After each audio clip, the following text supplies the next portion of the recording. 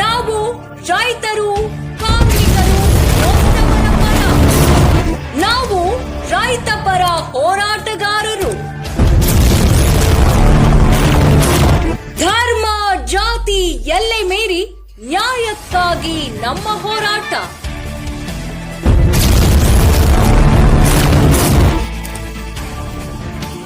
ನಾವು ಎಲ್ಲದಕ್ಕೂ ಸಿದ್ಧ, ಎಲ್ಲದಕ್ಕೂ ಬದ್ಧ.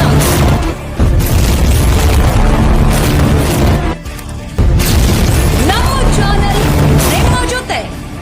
KGN news Hukkeri YouTube channel Mohammad Ali Balkar ಸಾರಥ್ಯದಲ್ಲಿ. ಬನ್ನಿ, ಕೈ ಜೋಡಿಸಿ. ಜೈ ಜವಾನ್, ಜೈ ಕಿಸಾನ್.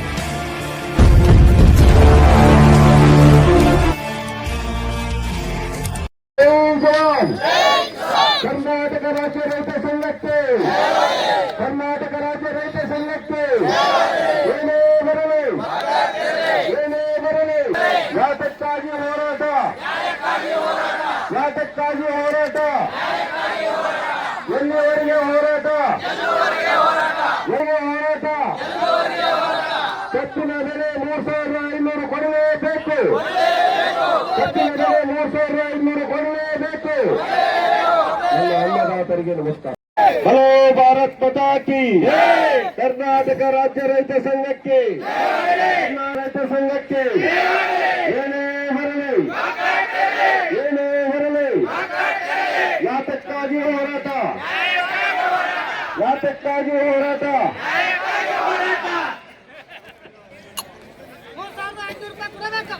ಓಂ ಶ್ರೀ ಗುರು ಬಸವಲಿಂಗಾಯ ನಮಃ.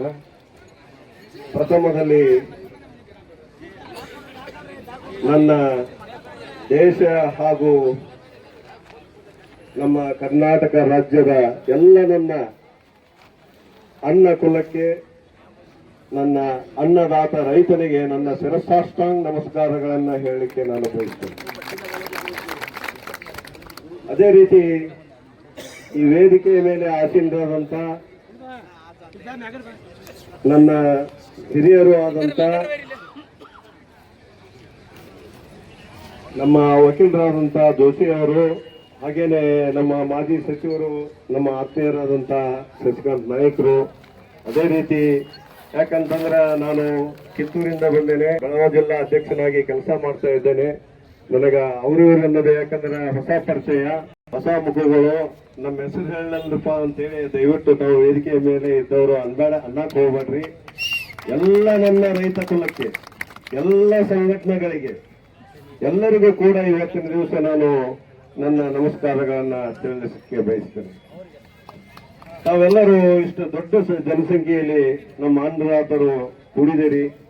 ಹಾಗೇನೆ 6 ದಿವಸಗಳ ಕಾಲ ಈಗ ತಾವೆಲ್ಲ ನಿಮ್ಮ ಸಮೀಪ ಆಗ್ತದೆ ಗುರ್ಲಾಪುರ್. ಅಲ್ಲಿ ನಡೆದಂತ ಒಂದು ಹೋರಾಟವನ್ನ ನಾವು ಮೆಲುಕು ಹಾಕಿದಾಗ ಹಿಂದೆ ನಮ್ಮ ನಂಜುಂಡಸ್ವಾಮಿಯವರ ಹೋರಾಟ ನೆನಪಾಗ್ತದೆ.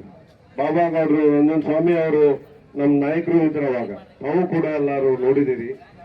ಯಾಕೆ ಇಲ್ಲಿಯವರೆಗೆ ನಮಗೆ ನ್ಯಾಯ ಸಿಗ್ತಾ ಇಲ್ಲ ಅಂತಂದ್ರ, ನಾವು ನಮ್ಮಲ್ಲಿ ಒಕ್ಕಟ್ಟು ಅನ್ನೋದು ಬಹಳ ಸ್ವಲ್ಪ ಕಡಿಮೆ ಆಗಿದೆ.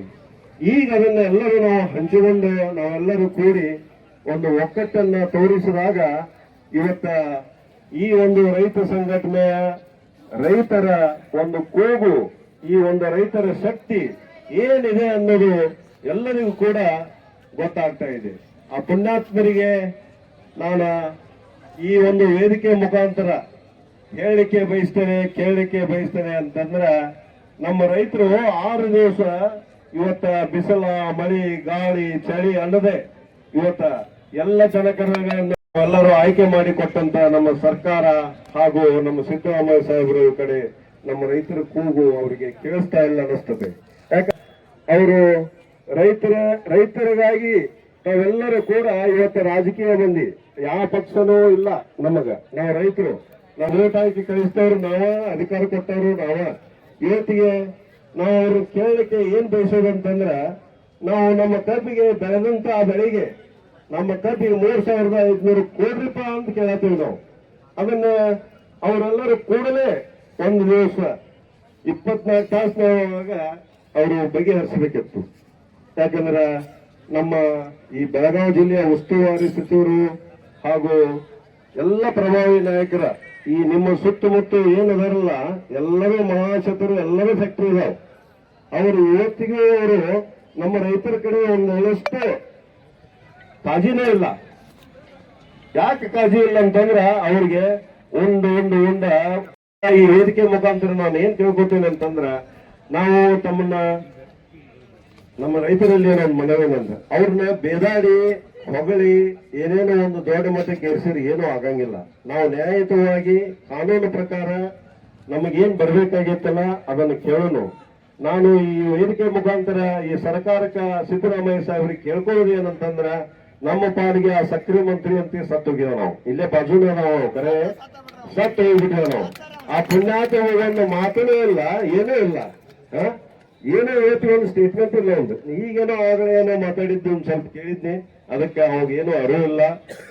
ಅದರ ಜೊತೆ ನಾನು ನಮ್ಮ ಸಿದ್ದರಾಮಯ್ಯ ಸಾಹೇಬರಿಗೆ ತಾವು ನಮ್ಮ ಕಾರ್ಖಾನೆ, ನಮ್ಮ ರೈತರ ಕಬ್ಬಿನ ಒಂದು ನುಡಿಸಿದಂತ ಕಬ್ಬಿನ ಕಾರ್ಖಾನೆಯಿಂದ ತಮ್ಮ ಸರ್ಕಾರಕ್ಕ ಸುಮಾರು 50 ರಿಂದ 60 ಲಕ್ಷ ಸಾವಿರ ಕೋಟಿ ಆದಾಯವನ್ನ ತಾವು ಪಡ್ಕೋತೀರಿ.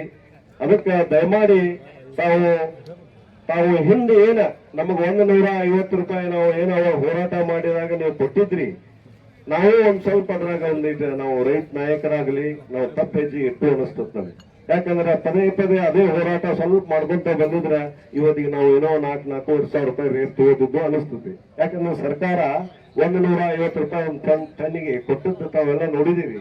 ಅದಕ್ಕೆ ನಾನು ಸಿದ್ದರಾಮಯ್ಯ ಸಾಹೇಬರಿಗೆ ತಮ್ಮ ಸರ್ಕಾರ ವತಿಯಿಂದ ಕೇಂದ್ರ ಸರ್ಕಾರ ಆಗಲಿ ರಾಜ್ಯ ಸರ್ಕಾರ ಆಗಲಿ ರೈತರ ಮೇಲೆ ಒಂದು ಕಾಳಜಿ ಇದ್ರ, ನಿಮಗ ಅನ್ನದಾತರ ಮೇಲೆ ಕಾಳಜಿ ಇದ್ರ, ನೀವು ಎಲ್ಲರಿಗೂ ನಾವು ಅನ್ನ ಹಾಕೋರು ಅಂತ ಹೇಳ್ತೀರಿ, ದೊಡ್ಡ ಮಾತಾಡ್ತೀರಿ. ತಾವು ಕೂಡ ನೀವೊಂದು 1,000 ರೂಪಾಯಿ ಕೊಟ್ರ ಇವರೊಂದು 3,500 ರೂಪಾಯಿ ಕೊಟ್ರ ನಮಗೆ 5,500 ರೂಪಾಯಿ ಬಿಲ್ ಆಗ್ತದೆ. ಏನ್ ಯೋಚಕತಿ ತಾವೆಲ್ಲ ಯೋಚನೆ ಮಾಡ್ರಿ. ಯಾಕಂದ್ರೆ ಸುಮಾರು ನೋಡಿದ್ರಿ DCC ಬ್ಯಾಂಕ್ ಇಲೆಕ್ಷನ್ 200 ಕೋಟಿ ರೂಪಾಯಿ ತೆಗೆದಿಟ್ಟಿದೆ ನಾವು ಎಲೆಕ್ಷನ್ ಅಂತೇಳಿ. ಸುಮಾರು 2-3 ತಿಂಗಳು ನನ್ನ ಅಣ್ಣ ತಮ್ಮರು ಇಲ್ಲಿ ಇರಬೇಕು. ಎಲ್ಲರೂ ಬಿಟ್ಟ ಸುಮ್ನೆ ಎಲ್ಲೆಲ್ಲೋ ಹೋಗಿ ಮಜಾ ಮಾಡಿ ಸುಮ್ನೆ ಕೋಟಿ ಗಂಟ್ಲೆ ಕೊಟ್ಟ ದುಡ್ಡು ಹಾಳು ಮಾಡಿ ಅದು 200 ಕೋಟಿ ರೂಪಾಯಿ ನಮ್ಮ ರೈತರಿಗೆ ಕೊಟ್ರ ಹೆಂಗ ನಮ್ಮ ಹಳೆ ಜೀವನ ಸರಿ ಆಗ್ತಿದ್ದೇವಲ್ರಿ? ವಿಚಾರ ಮಾಡುವಂತದ್ದು ನಾವೆಲ್ಲ ಸ್ವಾಭಿಮಾನದಿಂದ ಬರ್ತವ್ರು. ಅದಕ್ಕ ತಾವೆಲ್ಲರೂ ಈಗ ನಾವು ಸರ್ಕಾರಕ್ಕೆ ಒತ್ತಾಯ ಮಾಡೋದು ಏನಂತಂದ್ರ, ತಾವು ತಮ್ಮ ಸರ್ಕಾರ ವತಿಯಿಂದ ಈ ಪುಣ್ಯಾತ್ಮಗಳು ನಮಗೆ 15 ದಿವಸಕ್ಕೆ ಎಂದೇ ಜೀವನದ ಬಿಲ್ ಕೊಡಂಗಿಲ್ಲ, ನಮ್ಮ ರೈತರ ಕಾಟ ಹೊಡೆಯುವಂತೆ ಬಿಡಂಗಿಲ್ಲ, ಮೋಸಂತಿ ಮಾಡೋರು ಇಲ್ಲಿ ಮಾಟ ಬಂದ್ರು. ತಾವೆಲ್ಲ ನೋಡಿದರಿ. ತಾವೆಲ್ಲವೂ ಕೂಡ ಈ 10 ವರ್ಷದಿಂದ ಏನ್ ರೇಟ್ ಇತ್ತು, ಇವಾಗ ಏನೈತಿ? ಇವತ್ತಿಗೆ ಒಂದು ಚೀಲದ ಗೊಬ್ಬರ ಬೆಲೆ 2,000 ರೂಪಾಯಿ ಆಗೈತಿ. ಬಂಗಾರ ಬೆಲೆ 1,30,000 ರೂಪಾಯಿ ಆಗೈತಿ. ಪಗಾರಗಳು 2 ಲಕ್ಷ 2.5 ಲಕ್ಷ ಪಗಾರಗಳು ಆಗಿಂದಾಗ 20 ಸ್ಟ್ರೈಕ್ ಮಾಡ್ತೇವೆ ಅಂತಂದ್ರ ಅವತ್ತ ವೇತನ ಜಾರಿ ಆಗೋಲ್ಲ. ಅದಕ್ಕ ಈ ರೈತ ನಾವು ಏನ್ ಕೇಳೋದು ಅಂತಂದ್ರ, ನಾವು ಬೆಳೆದಂತ ಬೆಳೆಗೆ ಕಬ್ಬಿನ ಬೆಲೆಗೆ ಏನೆಲ್ಲ ಕೊಡ್ರಪ್ಪ ಅಂತ ಕೇಳಿದ್ರೆ ಅವ್ರಿಗೆ ನಾವೆಲ್ಲ ಇಷ್ಟ ಮಾತಾಡ್ಸ್ಕೋಬೇಕಾಗಿತ್ತು. ನಮ್ಮ ರೈತರನ್ನೆಲ್ಲ ಈ ಬೀದಿ ಒಳಗೆ ತಂದ ಕುಂಡ್ರಿಸಿ ಮೋಜು ಮಸ್ತಿ ಮಾಡುವಂತ ವ್ಯವಸ್ಥೆ ಅವರಲ್ಲಿ ಐತಿ. ಯಾಕಂತಂದ್ರ ಈಗೆಲ್ಲನೂ ನಾವು ಎಲ್ಲಾ ಮರೆತು ಇಲ್ಲಿ ನಾವು ಬೀದಿ ಒಳಗೆ ಕುಂತ್ರೆ ಇವತ್ತು 6 ದಿವಸ ಅವರಿಗೆ ಕಣ್ಣಿಗೆ ಕಾಣಿಸ್ತಾ ಇಲ್ಲ.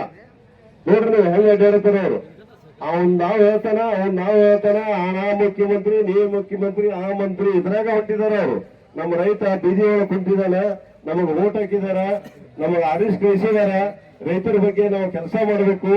ಯಾಕಪ್ಪ ಅಂತ ಹೇಳಿ ಮುಖಂಡರ ಜೊತೆ ಮಾತಾಡಿ 3,500 ರೂಪಾಯಿ ಅವ್ರಿಗೆ ಕೊಡಾಕ ನಮಗೆ ಸಾಧ್ಯ ಇತ್ತು ಅನ್ನೋದನ್ನ ಹೇಳಿಬಿಟ್ಟು ತಾವು ತಮ್ಮ ಕೆಲಸ ಮಾಡಿದ್ರೆ ನಾವು ಏನು ಕೇಳ್ತಿರ್ಕಿಲ್ಲ. ನಮಗ ನೀವು ಏನಾಗಬೇಕಾಗಿತ್ತಂದ್ರೆ ನನ್ನ ಸ್ವಂತ ಅಭಿಪ್ರಾಯ ತಾವೆಲ್ಲರಿಗೂ ನಾನು ನಮ್ಮ ರೈತ ಅನ್ನಕೊಳ್ಳಕ್ಕೆ ಕೇಳ್ತೇನೆ.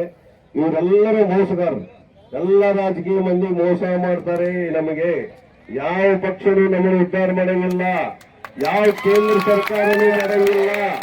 ಯಾವ ಸರ್ಕಾರಗಳು ನಾನು ಅನ್ನದಾತ, ನಾ ರೈತನ ಮಗ, ನಾ ಗಳೆ ಹೊಡೆದ್ದೇನೆ, ಕುಂಟಿ ಹೊಡೆದ್ದೇನೆ, ನೆಗಳ ಹೊಡೆದ್ದೇನೆ ಅಂತಾರ ಒಂದು ಹಸಿರು ಶಾಲ ಹಾಕೊಂಡ ನಾನು ಪ್ರಾಮಾಣಿಕವಾಗಿ ನಿಮ್ ಕೆಲಸವನ್ನ ಮಾಡ್ತೇನೆ ಅಂತ ಹೇಳಿ ದೊಡ್ಡ ದೊಡ್ಡ ಉದ್ದ ಭಾಷಣ ಬಡದ ಮನೆ ಕಡೆ ಹೋಗ್ಬಿಡ್ತಾರ. ಅದಕ್ಕೆ ನಾವು ಚಪ್ಪಾಳಿ ತಟ್ಟೆ ಬಿಡ್ತೇವೆ. ನಾವು ಎಲ್ಲದಕ್ಕೂ ಚಪ್ಪಾಳಿ ತರ್ತೇವೆ. ನಾವು ಯಾವತ್ತೂ ಈ ನಮ್ಮ ದೇಶದೊಳಗೆ ಯಾರೋ ನಾವು ಬದುಕಬೇಕಂದ್ರೆ ಸ್ವಾಭಿಮಾನದ ಬದುಕಿ ನಮ್ಮ ಹೋರಾಟವನ್ನ ನಾವು ಮಾಡತ್ತೇವೆ ಅಂತಂದ್ರ ಅದು ನಮ್ಮ ರೈತ ಅನುಕೂಲ. ನೋಡ್ರಿ ನೀವು ನಮ್ಮ ಈಗ ಕೇಂದ್ರ ಸರ್ಕಾರ ಆಗಲಿ ಅವ್ರು ಬಾಳ ಮಾಡಿ ತೋರಿಸ್ತಾರ, ರಾಜ್ಯ ಸರ್ಕಾರ ಆಗಲಿ ಇವರು ಬಾಳ ಮಾಡಿ ತೋರಿಸ್ತಾರ. 15 ದಿವಸಕ್ಕೆ ಬಿಲ್ ಕೊಡಬೇಕಂತ ಹೇಳಿ ಒಂದು ಕಾನೂನು ಐತಿ. ಕಾನೂನನ್ನ ಅವ್ರು ಪಾಸ್ ಮಾಡ್ತಾರ, ಇವ್ರ ಟ್ಯಾಕ್ಸ್ ಒಬ್ರು ತೀರ್ಸ